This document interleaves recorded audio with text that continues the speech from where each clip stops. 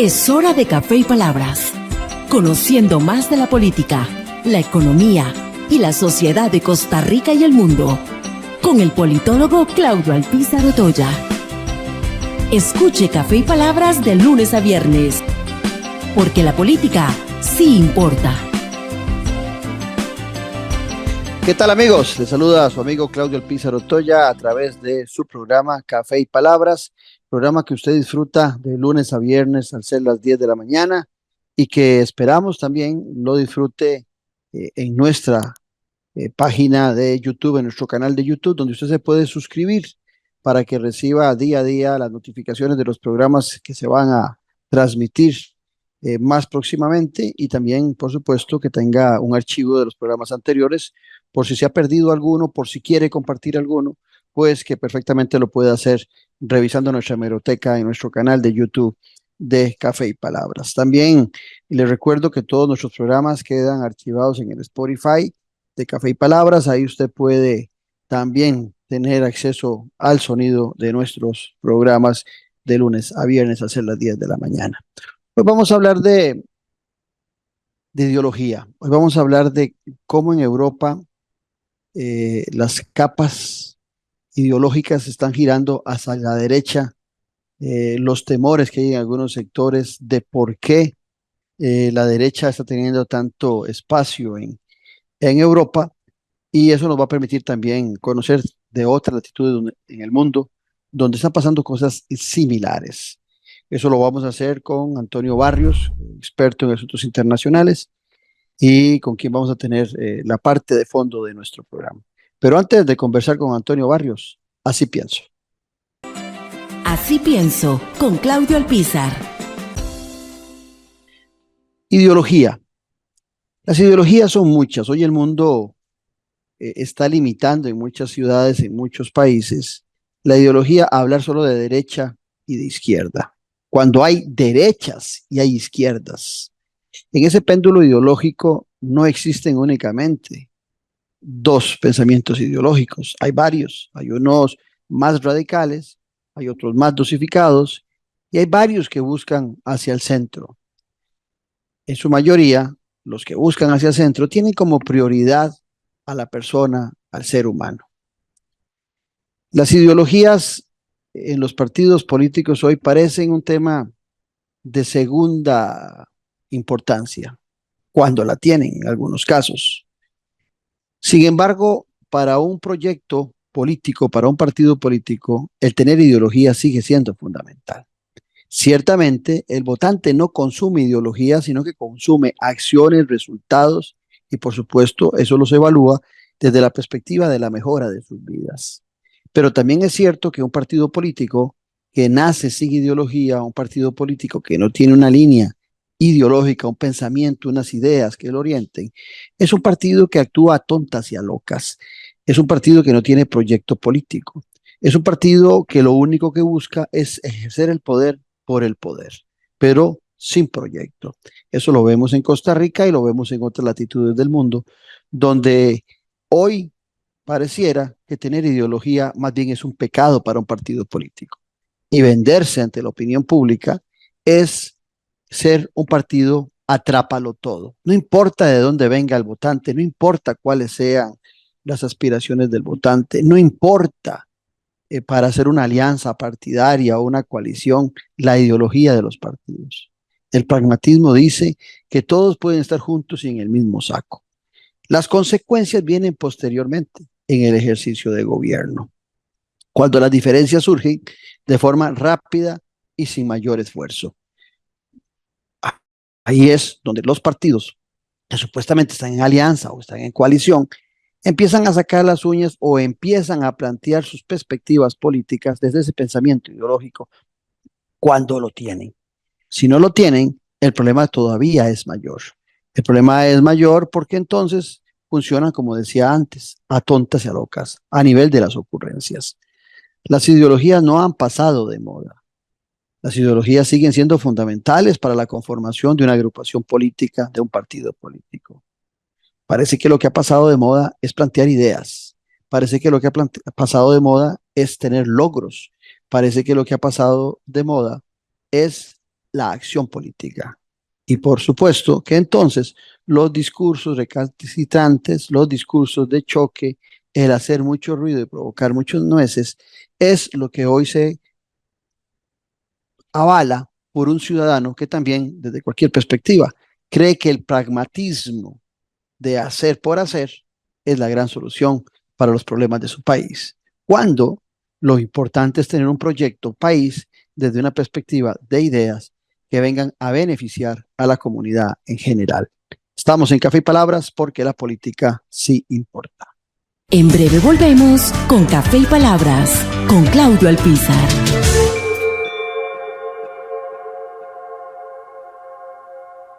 Productos 100% naturales y de producción nacional.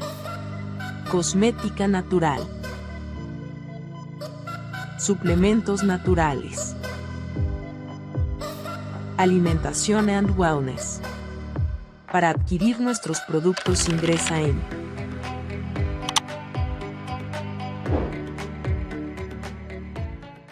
Disfruta de la aventura en familia con tu nuevo MG RX8, el SUV más grande para 7 pasajeros. En la ciudad, la playa o la montaña, Costa Rica es para disfrutarla con el más grande, con el MG RX8, con tracción 4x4, 6 modos para manejo, un gran espacio interior y la tecnología de vanguardia para disfrutar en familia del confort en cualquier terreno. Descubrí el nuevo MG RX8 desde $698 al mes en nuestras sucursales de La Uruca, Curridabat, Multiplaza Escazú o en www.mg.cr.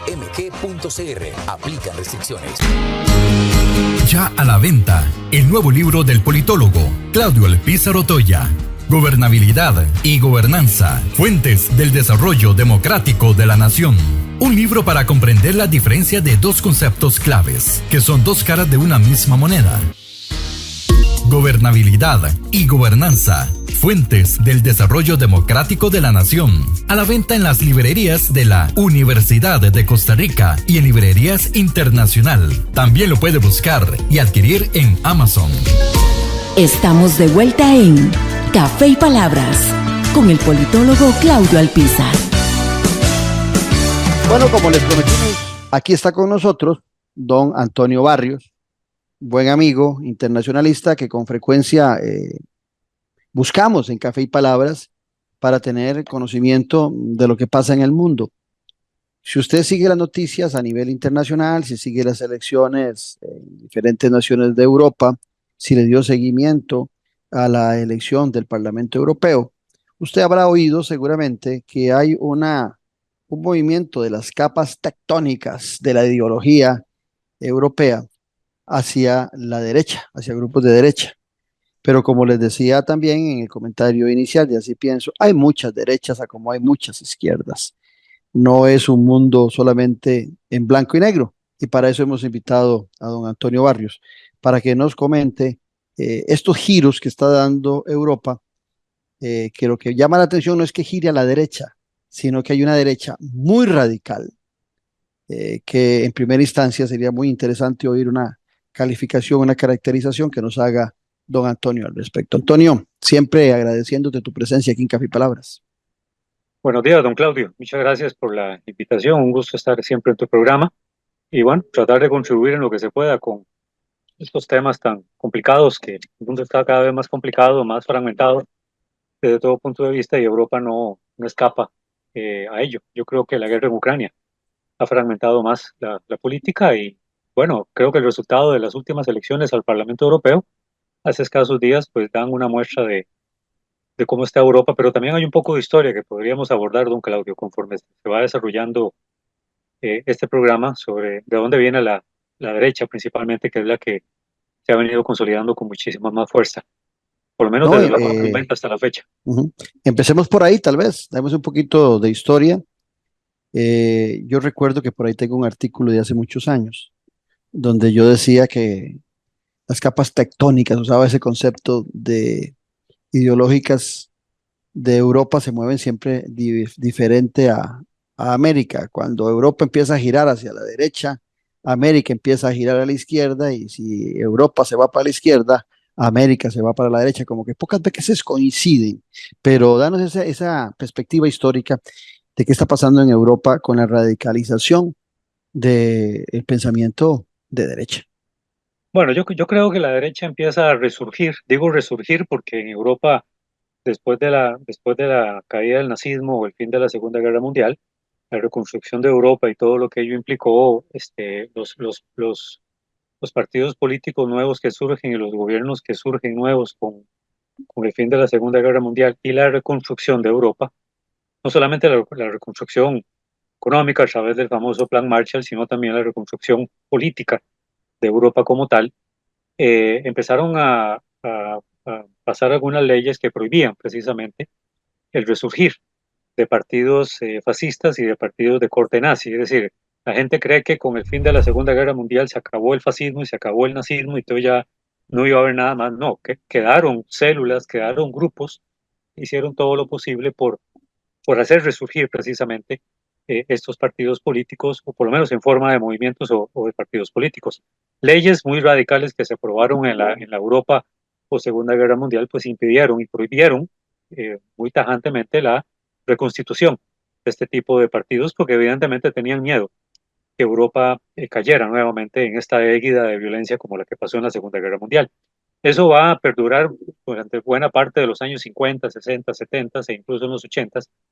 Y es en la década de los 90 cuando empieza a flexibilizarse la política, porque el surgimiento de algunos partidos de derecha que reclamaban que era completamente antidemocrático el hecho de que no se permitiera el resurgir de nuevos partidos, muy hábilmente pues surge en Francia precisamente el Frente Nacional, en la cual uno de los padres, y en realidad es considerado así por toda la derecha y la extrema derecha hoy en Europa, el padre del resurgimiento de la derecha es Jean-Marie Le Pen.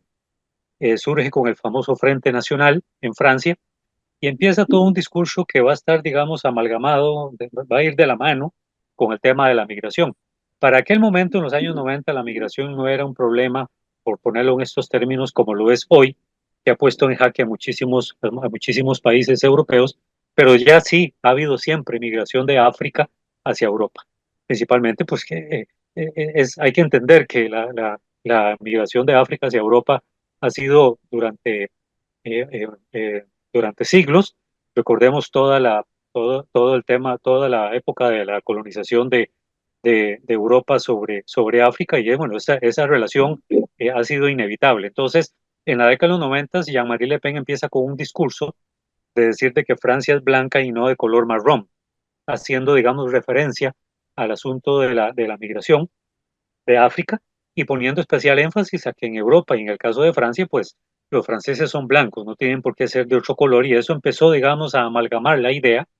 Y un segundo líder muy importante que va a darle seguimiento a esto es el partido de Gerhard Haider. Ya Gerhard Haider murió hace algunos años, pero Gerhard Haider en Austria es el que, digamos, toma la estafeta y dice, sí, vamos a tratar de crear un partido de extrema derecha en Austria, y eso dio paso al crecimiento de muchos movimientos que hacen precisamente que hoy en Europa prácticamente no haya un solo país en el continente que no tenga un movimiento o un partido tanto de derecha como de extrema derecha. Ahora, ¿qué es lo que se considera, digamos, peligroso en Europa? Bueno, propiamente la extrema derecha, porque si nosotros vemos, digamos así, a grosso modo, los resultados de las últimas elecciones al Parlamento en Europa, pudimos ver que el Partido Popular Europeo, que viene desde 1976, es que se crea,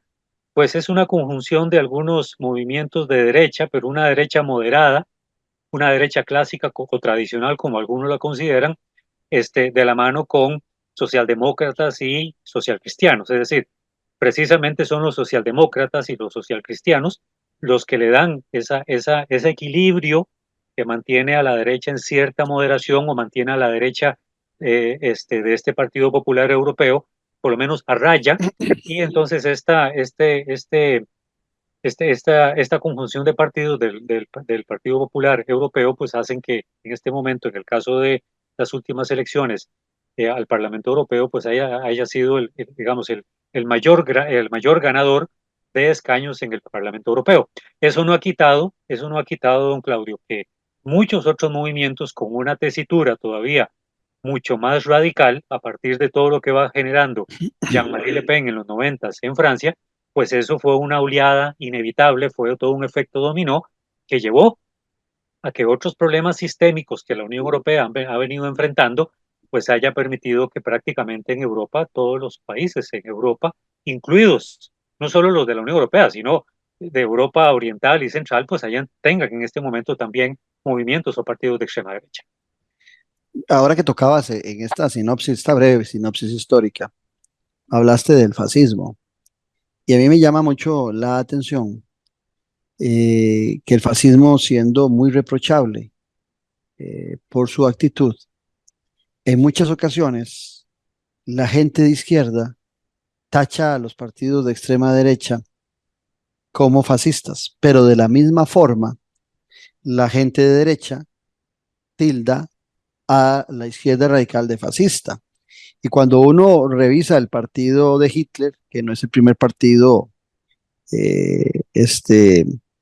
fascista, se llamaba Partido Nacional Socialista Obrero Alemán, suena a comunismo, ¿verdad? Ese nombre de Hitler.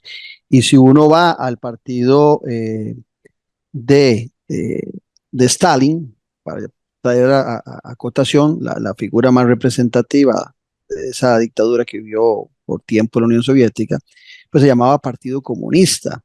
Pero si va al padre del fascismo y busca el partido de Benito Mussolini, se llamaba Partido Fascista Republicano.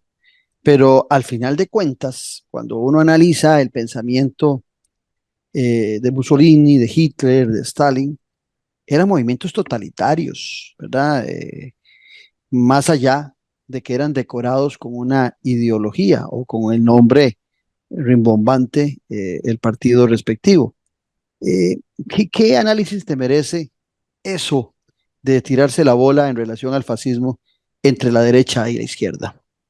Bueno, yo creo que son características muy normales cuando se llega, por ejemplo, cuando se llega a estos extremos, porque usted dijo, don Claudio, algo que es muy importante. Precisamente muchos de los partidos de extrema derecha o los partidos de derecha de hoy, o por lo menos de los últimos 15 años para acá, 10 años para acá, que la derecha y la extrema derecha se han fortalecido muchísimo y que incluso uno de los temores que hay en Europa de los partidos moderados, no me refiero a la derecha, sino a otros partidos moderados, lo poco que está quedando en Europa en ese sentido, es de que la extrema derecha logre jalar a la derecha moderada hacia sus filas. Entonces, si uno ve los nombres, y esto es importante, que usted atinó muy bien a esto que comentó, muchos de los nombres que los tanto partidos como movimientos de derecha y de extrema derecha que hay en todos los países de Europa, ninguno, todos están muy bien decorados, por decirlo así. No hay ninguno que deje entrever en la ideología que manejan, por más distintos que puedan resultar, no hay ninguno que deje entrever en lo absoluto, y en eso han sido muy hábiles en cuidarse, en algo que diga que apela al nazismo o al fascismo o que extraña los tiempos, etcétera.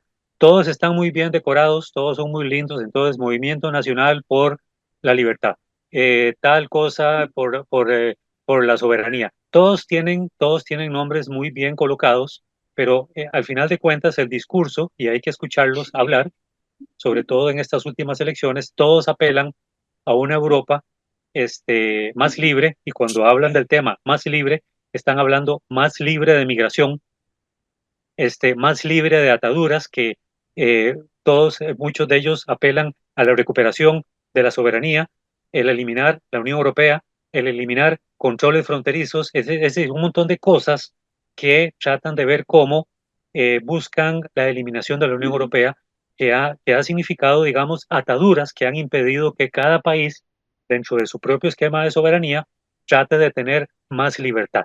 Entonces, toda esta forma en cómo han decorado con sus nombres es lo mismo, digamos, como a veces lo poco que queda de socialdemocracia en Europa, pues trata a veces y lo vimos con los últimos discursos antes de las elecciones, cómo han puesto a la extrema derecha como lo más peligroso en Europa y la ponen, que es volver al oscurantismo del nazismo y al oscurantismo del fascismo, que hay que hacer algo para evitar eso. Al final de cuentas, digamos, no sirvió de nada porque la Unión Europea está teniendo tantos problemas, y ahora podemos enumerar más adelante qué es lo que está pasando en la Unión Europea como sistema.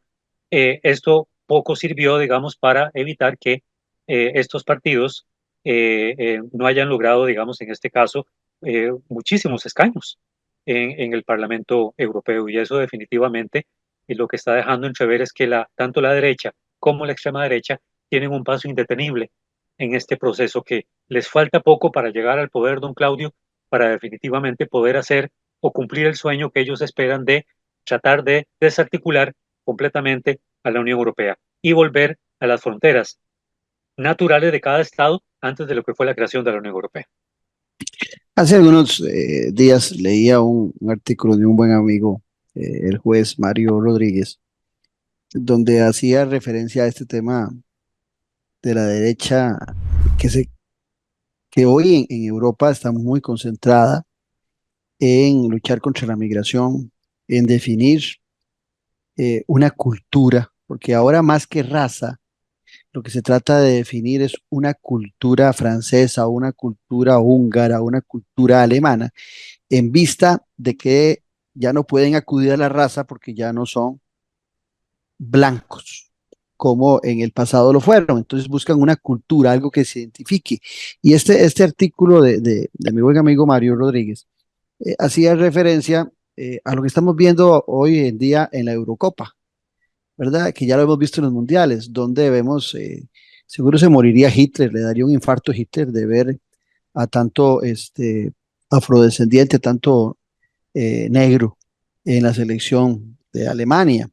Vemos a la selección de Francia y cuando fue campeona del mundo y ahora tiene sus mejores jugadores, gente de raza negra. Y así podemos ir buscando hasta en Suiza, en Austria, en todos estos países, una mezcla de razas. Pero entonces, en vista de que la raza ya no es un sinónimo para poder identificar, se busca identificar con una cultura que Orbán se la inventa, ¿verdad? Por poner un nombre para definir que se la inventa la señora Meloni en Italia, ¿verdad? Pero son creatividades, por llamarlo de alguna forma, culturales muy apropiadas para renegar de algunos acontecimientos que están viviendo. Y para continuar este largo comentario, para oírte a vos, a mí me llama poderosamente la atención también cómo Europa, mucha de su riqueza, mucho del potencial que llegó a tener, lo tuvo sobre la explotación que se hizo de África. Porque esa es la verdad, si revisamos la historia, mucha de la riqueza francesa, española, italiana, podríamos seguir siendo otras naciones, portuguesa, se sustentó inglesa, se sustentó en la explotación de las riquezas de estas naciones. Y hoy esas migraciones en muchas ocasiones justifica migrar hacia Europa sobre la base de esa explotación que históricamente sufrieron. ¿Cómo interpretar, Antonio Barrios, ese nuevo concepto de cultura que intentan vender algunos líderes, que no solamente pasa en Europa, también pasa en América, para definir a un ciudadano en particular de X país? ¿Cómo podemos justificar este invento de una cultura particular? Lo vemos inclusive en Donald Trump, ¿verdad? En los Estados Unidos. Bueno, magnífico. De hecho, hay dos conceptos. Uno es, bueno, hay un libro muy polémico que escribió hace un tiempo Samuel Huntington, que se llama ¿Quiénes somos? Who are we? Fue el título que le dio en inglés. Y ese análisis que hace él en el libro de quiénes somos, lo hace en relación a la sociedad estadounidense. Es decir, trata de ver de que lo que hay es una invasión silenciosa de latinos sobre la sociedad estadounidense, y que eso gradualmente, y yo sé que estamos en Europa, pero en el caso ahora que usted menciona Trump, este libro es casi como la Biblia de Donald Trump, porque hay un concepto que Samuel Huntington utiliza, que es el nativismo, de quién es el nativo realmente de un país y quién es el que se merece realmente estar ahí, en función de todos aquellos que están llegando de fuera en una condición de invasión silenciosa, y que eso podría implicar una modificación de la demografía y en consecuencia de ese estadounidense promedio blanco de ojos azules, pelo rubio, que se va a ir perdiendo conforme pasa el tiempo. Y bueno, eso definitivamente, pues Samuel Huntington, cuando habla del libro, que fue incluso en México recibió muchísima crítica porque el ataque que hacía él, digamos, en ese libro era más directamente hacia los mexicanos que están gradualmente invadiendo silenciosamente muchos de los estados que habían pertenecido a México antes de este proceso de expansión de Estados Unidos hacia el oeste. El tema del nativismo también está teniendo mucho peso en Europa. Es decir, hay algunos autores en Europa que tomaron el libro de Huntington para hacer valer precisamente ese nativismo, porque también en geopolítica, don Claudio, hay algo que se llama hombre suelo. Es un concepto que se utiliza, es un concepto muy emocional que es lo que hace, digamos, que la persona pertenezca a ese país, pero el resto no. Entonces, eso que usted acaba de mencionar de la cultura es lo que están tratando de rescatar los europeos, porque los europeos, a través del discurso de la extrema derecha, están utilizando algo que quieren poner como de un gran peligro, que es de lo que hoy se habla. Algunos dicen que es una teoría de la conspiración, pero bueno, eh, eh, cuando usted repite muchas cosas constantemente, eso se puede convertir en una verdad. Es lo que hacía Goebbels, ¿no?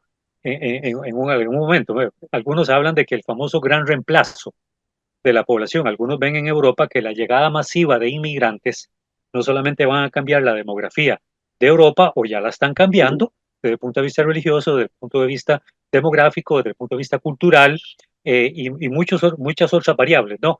Entonces, algunos hablan de que ese famoso gran reemplazo va a implicar que esta entrada masiva, indetenible, de inmigrantes provenientes de Oriente Medio por las guerras e incluso de África va a variar sustancialmente este concepto del nativismo, y esto va a reemplazar completamente a la población nativa de Europa, sobre todo también, don Claudio, porque de los 10 años para acá ha habido una caída dramática de la tasa de natalidad en Europa, y eso definitivamente pues también lo están viendo con muchísimo peligro. De hecho, algunos líderes de extrema derecha que ya tienen poder para decidir tanto dentro del Parlamento Europeo como dentro de los parlamentos de cada país en Europa, algunos están obligando a los gobiernos que tienen que hacer algo para que la tasa de natalidad vuelva a crecer. Y bueno, evitar que, digamos, este famoso gran reemplazo no surta el efecto que ellos temen en función de la caída de la tasa de natalidad en Europa. Entonces, es un tema muy complicado desde todo punto de vista, y precisamente al igual que otros temas, la extrema derecha se está valiendo muy bien para, digamos, hacer valer, pues, qué es lo que podría pasar con una Europa si no se hace algo al respecto. Inclusive en eso de natalidad, ayer veía una noticia de una visita de Orbán a Italia, donde él se ponía de acuerdo y daba un discurso con la señora Giorgia Meloni, donde estaban de acuerdo en aumentar la natalidad de Europa. Ahí los partidos de derecha, pues sí están muy comprometidos en el crecimiento de su población, y me imagino que va muy relacionado con lo que vos decís, en el temor de que las migraciones puedan superar en algún momento a esos nativos que ellos quieren representar. Veamos, Antonio, ingresemos a Europa por nuestro más cercano país, ¿verdad? Por España. En España se está dando, dentro del marco de lo que vos hacías referencia, una pérdida de fuerza del Partido Popular y del PSOE. Esos son los dos partidos, el de izquierda y el Partido Popular, el de derecha, que eran los que se alternaban, o sea, hasta la fecha todavía se siguen alternando en el poder, pero en la actualidad ocupan de alianzas. Y esas alianzas están muy comprometidas con los partidos que tienden, ya sea en el caso del Popular, partidos aliados que tienden a la derecha, o en el caso del PSOE, partidos que tienden a la izquierda. Pero en ambos casos tienen que, habiendo sido partidos, el Popular y el PSOE, de centro, centro izquierda, centro derecha, en esas alianzas parlamentarias, el Partido Popular ha tenido que buscar a partidos como Vox, que es un partido que representa la extrema derecha. Y en el caso del PSOE le ha tocado buscar partidos de extrema izquierda como Suma, o también partidos que inclusive hasta promueven la desintegración de sus provincias de España. Entonces, esas fuerzas que eran céntricas en el péndulo ideológico, hoy han perdido mucho fortaleza política para poder tener un gobierno puro de esos partidos. Y estas alianzas con partidos que se radicalizan, al final de cuentas, van diluyendo esa posición de centro y van obligando, ya sea al Partido Popular o al PSOE, a atender en muchos temas a radicalizar su posición para poder mantener esas alianzas y esos compromisos con estos partidos, sobre todo en el Parlamento, y para continuar con el ejercicio del poder. ¿Cómo analizas lo que estamos viendo en España? Porque inclusive, te condimento todavía más este comentario. A mí me llama la atención de que, por ejemplo, ya el español no se fija tanto en que el PSOE y el Popular son españoles, no, es más afín al partido, al Vox especialmente, o al Partido Popular, una figura como Milei, que es de extrema derecha, con sus rasgos de locura, que ataca a la institucionalidad española que representa el primer ministro, pero lo importante desde el punto de vista de las relaciones internacionales debería ser eso, el ataque a la institucionalidad que viene desde afuera de Milei a España, pero no. El Partido Popular, dentro del marco, y el Partido Vox, de sus diferencias con el PSOE, avalan y aplauden lo que hace Milei en relación a la representación del gobierno actual de España. O sea, lo que te quiero plantear con este comentario es que parece que es más fuerte hoy la relación con fuerzas extranjeras, pero similares en pensamiento ideológico, que la propia cultura de lo que hablábamos antes, que podrían representar tanto los españoles del PSOE como los españoles del Partido Popular. Bueno, es que este fenómeno no es, don Claudio, solo en España. Es decir, si uno ve cómo está la correlación de fuerzas en muchísimos de los países en Europa, hay cosas que se han tornado incluso inverosímiles en cuanto a alianzas. Permítame ponerle un ejemplo, el caso de Eslovaquia, con el presidente Robert Fico, que hace poco trataron de asesinarlo, ¿verdad? Bueno, el gobierno de Fico, que es de extrema derecha, una extrema derecha incluso pro-Putin, porque hay que hacer una diferencia entre la extrema derecha lepenista, en un inicio en los 90, una extrema derecha trumpista, estando Trump en el poder, y ahora una extrema derecha pro-Putin. Hay tres momentos interesantes en cómo ha evolucionado la extrema derecha. Pero bueno, para volver a lo que usted planteó, el caso del gobierno de Robert Fico es interesante porque el gobierno de coalición de Fico son de partidos de derecha, extrema derecha y de izquierda. ¿Cómo se explica eso? Es decir, ya la visión tradicional, don Claudio, de aquellos partidos poderosos que representaron durante muchísimos años la política de los países en Europa, sea, por ejemplo, republicanos, socialistas, o en el caso, por ejemplo, de Estados Unidos, Partido Republicano y Partido Demócrata, o en el caso de Gran Bretaña, conservadores y laboristas, o Alemania, democristianos y socialdemócratas, o en el caso, por ejemplo, de Bélgica, liberales y socialistas. No, ya eso está tan diluido y se está tan desaparecido que ahora muchos partidos que durante muchísimos años en Europa fueron partidos que llegaron a tener solo representación regional, han logrado tener, con el avance y la dilución de partidos grandes que históricamente representaron la política en Europa, estos partidos que antes tenían solo una dimensión regional han ido creciendo tanto que incluso ahora tienen representación nacional. Entonces, ha habido un desplazamiento de los partidos tradicionales que dejaron de ser atractivos para la gente. Por ejemplo, don Claudio, si nosotros vemos quiénes votaron y vemos los porcentajes de quienes votaron por la extrema derecha en Europa y por la derecha en Europa, fue la gente joven en Europa. La gente joven está buscando nuevos discursos, está buscando partidos nuevos que les representen como jóvenes que son, sea a través del discurso, sea a través de los hechos, sea a través del convencimiento, o es una cuestión meramente emocional o racional, como sea, pero los jóvenes son los que han dado paso, digamos, a que la extrema derecha y la derecha se hayan consolidado por lo menos en estas últimas elecciones. Entonces, no me extraña para nada, digamos, lo que está pasando en España, donde el PSOE pues ya no tiene mayor cosa y ahora sean otros los que están teniendo un peso y se formen alianzas extrañas, incluso que hasta uno dice, bueno, ¿cómo se alía la derecha con la izquierda? Bueno, es que cada quien y te voy a agregar algo, tener una cuota de poder con quien sea. Y te voy a agregar algo en esas alianzas raras, en el caso del PSOE. el rey dándole el aval a, a Sánchez para que continúe gobierno, a sabiendas de que sus alianzas son con independentistas, ¿verdad? Que podrían afectar el reinado de España, ¿verdad? Por eso se llegó a la posible, al posible indulto de Puigdemont y toda la cuestión que le criticaron muchísimo a Pedro Sánchez, ¿verdad? Con tal de hacer alianzas con quien sea para mantenerse o formar coalición de gobierno de alguna manera, lo más fuerte posible, por lo menos.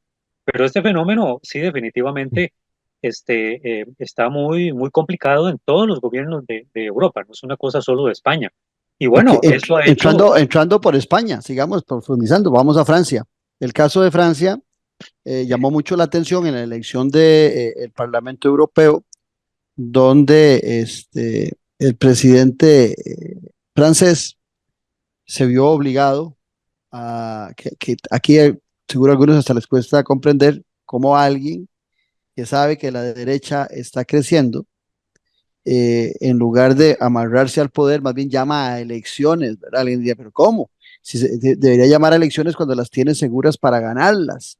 ¿Cómo es posible que el presidente francés llame a elecciones a sabiendas de que es posible que la pierda, ¿verdad? Pero Emmanuel Macron tomó la decisión de llamar a elecciones luego de ver los resultados que no apoyaban a su partido, que es de centro derecha, y que ve la fuerza que de Le Pen, de esa es la hija o la nieta de Jean-Marie Le Pen, ¿verdad? Eh, Marine Le Pen es la hija de es la hija, Sí, sí, porque Marine Le Pen. la nieta también anda haciendo política por ahí, si no me equivoco. Bueno, entonces Claro. viendo eso, llama.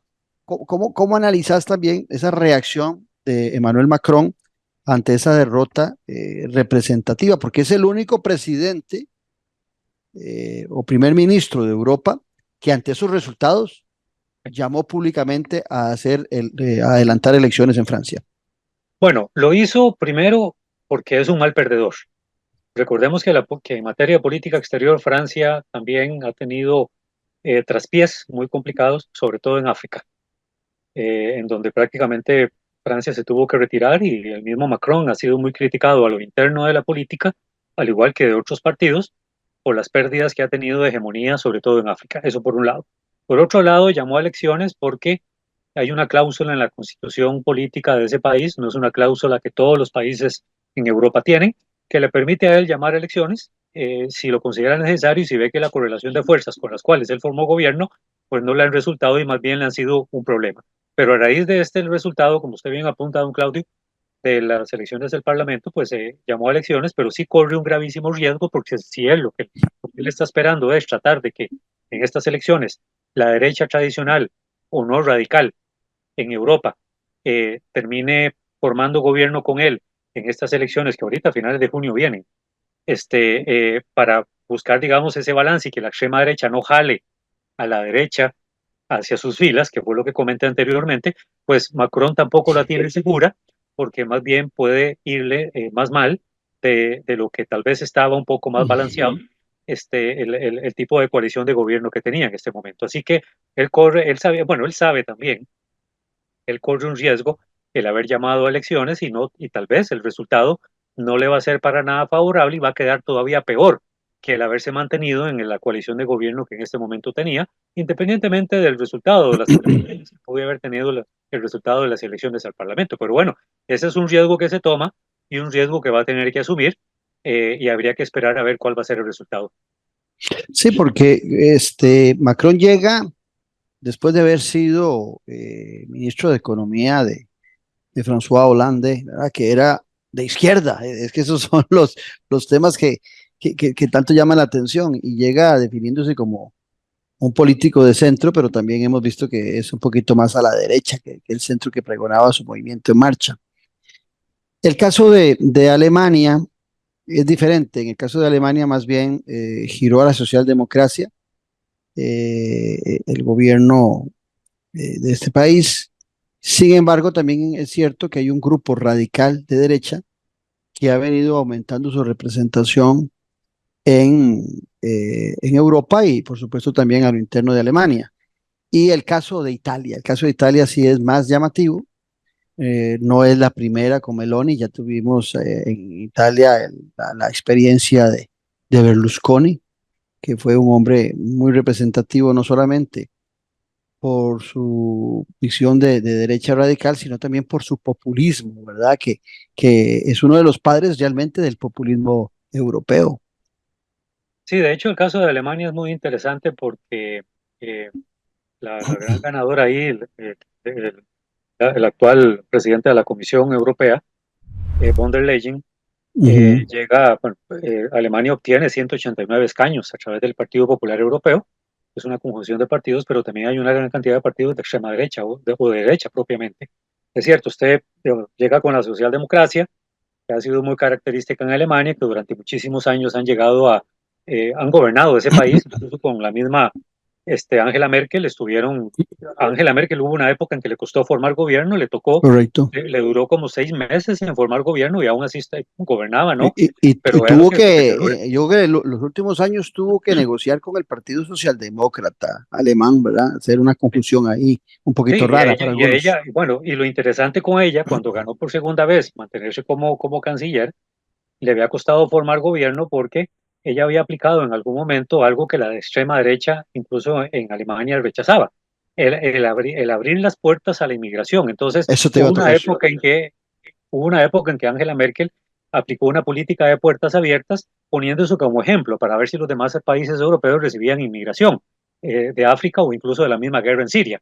Entonces, eso le tuvo un costo político a ella porque los partidos regionales, sobre todo en las zonas por donde se suponía que esa política de puerta abierta iba a implicar el paso de inmigrantes por esas regiones, pues ese fue el costo político que Angela Merkel tuvo que asumir. Hoy en día, con las últimas elecciones, bueno, el Partido Popular Europeo es una conjunción, tiene gente moderada de la socialdemocracia, tiene gente de la derecha también, pero bueno, eso en algún momento la derecha se puede salir de ahí si ve que va a tener más réditos políticos con la extrema derecha y eso puede alterar pues muy fuertemente la política en Alemania. Estos equilibrios hoy en Alemania, don Claudio, son muy complicados precisamente por lo que expliqué anteriormente. Antes era muy fácil, dos grandes partidos que históricamente han representado la política y el equilibrio era fácil. Hoy en día las coaliciones, los gobernantes tienen que hacer mucho malabarismo. Las coaliciones Diría, usando un término muy costarricense, es un arroz con mango. exactamente, es un arroz con mango de partidos muy disímiles ideológicamente hablando, y eso hace que las coaliciones caigan, eso hace que un gobernante se debilite.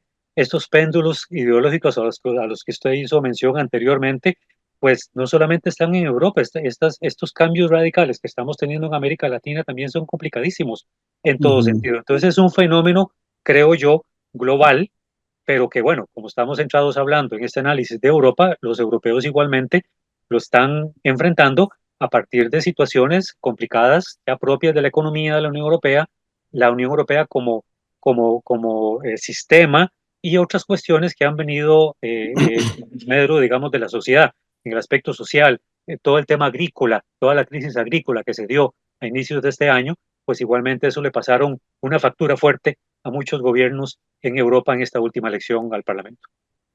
Vamos a hacer un corte comercial para continuar nuestra conversación con don Antonio Barrios Oviedo sobre el tema de los movimientos de derecha en Europa, sin dejar de lado, por supuesto, también condimentarlo con algunos otros movimientos en nuestro continente. Estamos en Café y Palabras porque la política sí importa. En breve volvemos con Café y Palabras con Claudio Alpizar.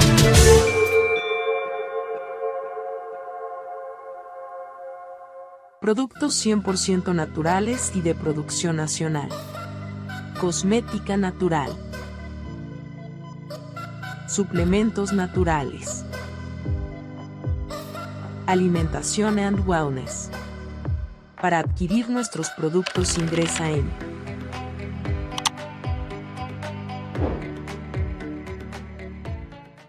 Disfruta de la aventura en familia con tu nuevo MG RX8, el SUV más grande para 7 pasajeros. En la ciudad, la playa o la montaña, Costa Rica es para disfrutarla con el más grande, con el MG RX8, con tracción 4x4, 6 modos para manejo, un gran espacio interior y la tecnología de vanguardia para disfrutar en familia del confort en cualquier terreno. Descubrí el nuevo MG RX8 desde $698 al mes en nuestras sucursales de La Uruca, Curridabat, Multiplaza Escazú o en www.mg.cr. Aplican restricciones. Ya a la venta, el nuevo libro del politólogo Claudio Alpizar Otoya. Gobernabilidad y gobernanza, fuentes del desarrollo democrático de la nación. Un libro para comprender la diferencia de dos conceptos claves, que son dos caras de una misma moneda. Gobernabilidad y gobernanza, fuentes del desarrollo democrático de la nación. A la venta en las librerías de la Universidad de Costa Rica y en librerías internacional. También lo puede buscar y adquirir en Amazon. Estamos de vuelta en Café y Palabras con el politólogo Claudio Alpizar. Regresamos a nuestra conversación con don Antonio Barrios, conversación más que interesante para poder comprender cómo se mueven los péndulos ideológicos en Europa, que como lo dije en mi comentario inicial, siempre son fundamentales en la conformación de un partido político, pero después puede ser que se diluya a través de las alianzas. Y aquí es donde quiero tocarte un tema para tratar de marcar alguna diferencia. Los gobiernos de América continental, sacando las islas, porque hay varias ahí que sí tienen parlamentarismo, pero si tomamos la América continental, prácticamente solo Canadá tiene un régimen parlamentario. De ahí en adelante, todos son, de Estados Unidos para abajo, son regímenes presidencialistas. En Europa, a diferencia, prácticamente todos los países tienen regímenes parlamentarios, tal vez Francia que tiene un semiparlamentarismo, pero de ahí en adelante todos tienen parlamento y por eso las alianzas son como más factibles, son más evidentes, son inclusive más aceptadas por los ciudadanos. En el caso de América Latina, es complicado esas alianzas en vista de que no existe un régimen parlamentario, sino un régimen presidencialista. Y a alguna gente se le complica un poquito aceptar esas alianzas de arroz con mango con otros partidos políticos o inclusive siendo partidos muy similares, si lo vemos en Costa Rica, a la gente se le complica, qué sé yo, si el Frente Amplio y el PAC en Costa Rica hicieran una alianza, parecería que hay alguna lógica para muchos, pero en la última gobierno del PAC, la alianza era con el Partido Social Cristiano, de la Unidad Social Cristiana, que representaba en ese momento Rodolfo Pisa. Entonces, ¿cómo analizar este tipo de giro hacia la derecha y gobiernos que tienen que llegar a acuerdos dentro del margen del parlamentarismo? Pareciera más fácil que dentro del margen del presidencialismo, Antonio. Bueno, el caso de América Latina es interesante porque si nosotros vemos en los últimos 10, 15 años, han habido 3 giros muy radicales, muchos gobiernos con una visión progresista, sobre todo primeramente en la época en que la revolución bolivariana seguía teniendo muchísimo peso en aquel momento, entonces lograba, digamos, que prácticamente la mayoría de los países en el continente americano tuvieran gobiernos progresistas. Luego viene un cambio radical y entonces cae la derecha de nuevo y ahora estamos con la izquierda nuevamente, por lo menos no la mayoría, pero sí yo creo que hay un 50-50 en países en América Latina en donde unos son de derecha o de extrema derecha, para el caso de Milei, o lo que en su momento fue, por ejemplo, Bolsonaro en Brasil, que Lula llegó de nuevo. Yo creo que estos han sido periodos, don Claudio, muy cortos en donde la gente espera, la sociedad en general. Creo que la sociedad en general espera que en 4 o 5 años, lo que dure el periodo presidencial, se logren resolver problemas que tienen eh, profundidad estructural, es decir, no son cosas que se resuelven en 4 años. Entonces, estos giros tan radicales hacen que la gente diga, bueno, ahí no me sirvió la derecha en 5 años, voy a votar por la izquierda, porque yo creo que la izquierda sí va a poder resolver los problemas. Entonces, hay cosas que en realidad en América Latina se han tornado muy emocionales, en que la gente espera que en 4 años las cosas se resuelvan, lo cual eso es imposible, resolver cosas que tienen 25 años de tener profundidad y de ser un problema. Y entonces, estos estados emocionales tan repentinos de la población, cómo cambia radicalmente su visión, de repente dice, bueno, la derecha no me sirvió, voy a votar por la izquierda, entonces sacaron a Bolsonaro y ahora está Lula, y quitaron a Alberto Fernández y ahora está Milei.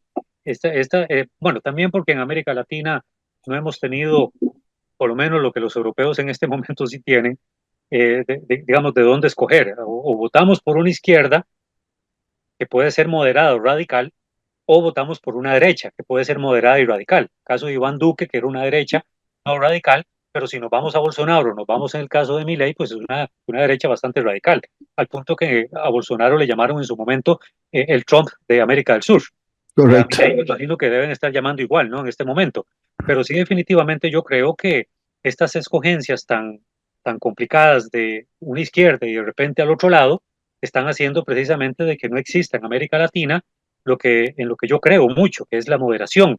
Yo creo que los extremos no llevan a absolutamente nada, más que simplemente a descalificar al opositor, pero también llegan a puntos en donde cuando ejecutan política o cuando ponen en ejecución lo que hay que hacer, llegan a niveles de radicalismo tal que terminan abandonando a un sector por privilegiar a otro. Lo mismo lo ha hecho la izquierda cuando, por ejemplo, llega al poder a través de una revolución o a través del voto, como ha sido, digamos, en el caso de Lula, que es una izquierda moderada, si uno la compara con el caso de Maduro, a través de la revolución, que necesitan sostenerla aunque sea por la fuerza, o en el caso de Cuba, o en el caso de Nicaragua.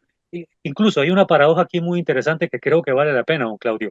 Nunca yo había visto en la historia de la izquierda en América Latina que se ataquen entre sí.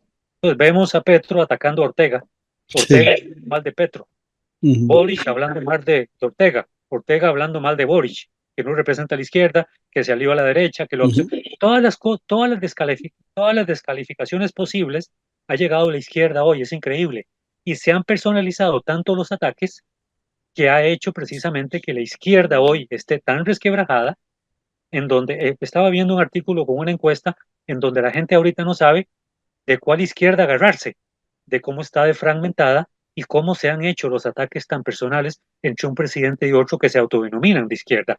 Es algo paradójico que yo nunca había visto en América Latina, pero bueno, está ocurriendo en este momento y resulta inverosímil ver cómo Boris se ataca con el otro cuando esperaba que más bien hubiera, digamos, una unión de la izquierda y no estos ataques tan sin fundamento, me parecen a mí. Vamos ahí, se nos está yendo el tiempo, pero vamos al Reino Unido. Reino Unido, el movimiento es diferente. Luego de Boris Johnson, que era el típico antimigración, el típico eh, conservador a ultranza en algunos temas, muy cercano a Donald Trump, por diferentes razones tiene que renunciar a hacerse a un lado. Aparece la señora May, que duró poco, pero también ahora resulta que terminan nombrando a Rishi Sunak, que va para afuera también en un periodo muy corto. Curioso, Rishi Sunak, de origen hindú, con una familia que emigró de África, ¿verdad? Y el partido conservador inglés, ya, tan contrario a las relaciones que se establecían por medio de la Unión Europea y muy contrario a la migración, pues termina teniendo de primer ministro a un hijo de migrantes. Pero resulta que ahora los números indican que van a ser arrasados por los laboristas, que es el partido de izquierda en Reino Unido. Ahí el giro es diferente a la mayoría de muchos países de Europa. Sí, totalmente diferente, pero sobre todo también, don Claudio, porque desde las elecciones al Parlamento en el 2019, que hubo unas elecciones ahí, el periodo dura 5 años, hubo un partido que tomó mucha fuerza, que era un partido eminentemente regional, pero que tomó muchísima fuerza, es el famoso UKIP, que es el partido del Reino Unido por la independencia, le llaman United Ujú. Kingdom Independent Party. Entonces, ese partido que tomó mucha fuerza y que había sido un partido regional que de repente surgió de la nada, con todas estas visiones de mantener incluso a, la, a, la, a Gran Bretaña fuera del contexto de la Unión Europea, de ahí por qué todo el tema del Brexit, ¿verdad? Y todo lo que pasó y la salida de Gran Bretaña, pues esto también ha hecho que Gran Bretaña, que históricamente nunca estuvo tan vinculada por ser una isla y el resto ser un continente, que ahí hay una cuestión de geografía que juega en el pensamiento de la política en Gran Bretaña. Eso ha sido muy característico tanto en laboristas como como en conservadores. Es un pensamiento muy, muy británico, ¿no? Muy de los ingleses. Europa me sirve cuando me conviene, pero de repente ya no, porque es un continente y nosotros somos isla y en algún momento fuimos imperio. Entonces, eso juega todavía mucho y eso ha hecho también que para el caso de Gran Bretaña jugara también, bueno, algunos dicen que fue una mala pasada porque la economía británica no está muy bien después de que salió de la Unión Europea, pero hay, hay un giro interesante con esto que usted acaba de comentar de cómo el laborismo que se ha caracterizado de izquierda, o creo que es izquierda, o yo diría que más de centro izquierda, yo no la pondría de izquierda izquierda, pero de centro izquierda, sí tenga la posibilidad en este caso de hacer un giro bastante radical cuando hay una derecha que pues viene ganando muchísima fuerza dentro de toda Europa. Sobre todo también, don Claudio, para terminar esta idea que me parece importante, sobre todo porque hay un estado emocional imperante en Europa, hay una incertidumbre muy grande que algunos le llaman el euroescepticismo o el eurooptimismo o los europeístas. Unos que abogan por que continúe la existencia de la Unión Europea, hay partidos políticos muy europeístas, otros que de ahí se agarra la derecha y la extrema derecha en todo el sentimiento euroescéptico. Es decir, algunos dicen, bueno, la Unión Europea no está funcionando, ha traído más problemas, cuando hay un problema en un país resulta que es un problema de todos y eso no nos conviene, etcétera, etcétera. Entonces, y está también todo el tema del rechazo a la inmigración que tiene que ver con Euravia. Algunos dicen pues que sí, ok, Europa es cristiana, ortodoxa o protestante, pero Euravia, ¿cuándo se nos va a convertir en una Europa musulmana? Por todo el tema de la migración. Entonces, todos estos estados de ánimo, ya los había dicho muy bien un francés que se llama Dominique Moissy, que tiene un libro excelente que se llama La geopolítica de las emociones, y él logró, digamos, dilucidar muy bien todo ese estado de ánimo que hay en Europa y de por qué todo lo que está pasando hoy en Europa no debe sorprendernos. Se nos fue el programa, Antonio, pero siempre es interesantísimo conversar con vos en este tipo de temas y ojalá continuemos siempre investigando y dándole un marco de referencia de esta gran aldea global a los oyentes de Café y Palabras. Muchas gracias. A usted las gracias, don Claudio, con mucho gusto estar en tu programa. Y gracias a ustedes por habernos acompañado, a quienes esperamos mañana al ser las 10 aquí Café y Palabras, porque la política sí importa. Esto fue Café y Palabras, porque la política sí importa, con el politólogo Claudio Alpizar Otoya. Escuche Café y Palabras de lunes a viernes, porque la política sí importa.